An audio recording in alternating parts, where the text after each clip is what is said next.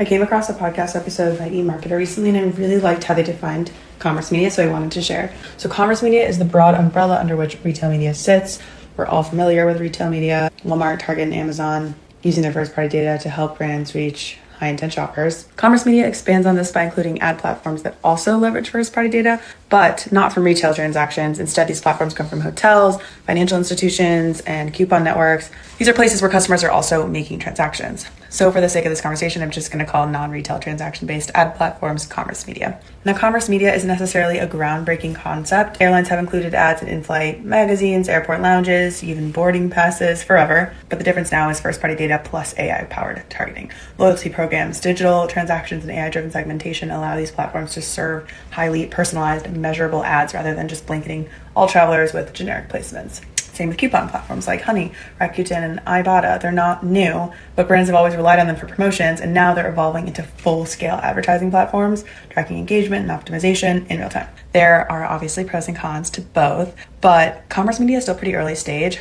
and it's way smaller than retail media, but I think it has huge potential. One of the biggest advantages of commerce media is scale and diversity. So if you're trying to target grocery shoppers on retail media, you have to work across multiple siloed networks, each with different platforms, requirements, reporting, and effectiveness.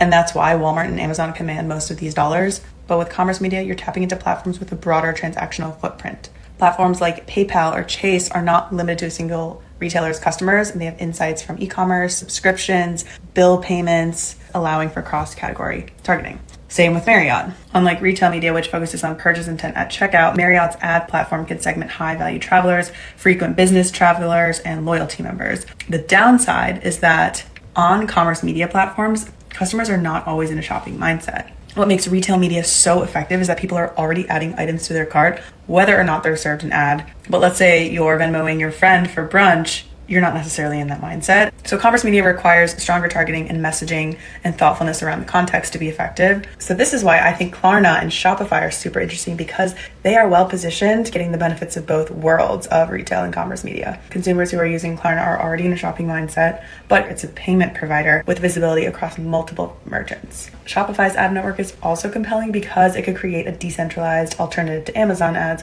letting brands reach customers across thousands of Shopify stores instead of being locked into one marketplace. So everyone is figuring this all out in real time. So my advice would be super curious about testing and learning, but please be wary of any kind of guarantees. If a platform is promising insane performance and returns, I would be skeptical. Also be cautious about agencies claiming deep expertise in these platforms. These are too new for anyone to truly have mastered. And then watch for attribution improvements. Many commerce media platforms lack the deep measurement tools that retail media networks have spent years building. If this was helpful, throw it a like and follow me for all things retail marketing.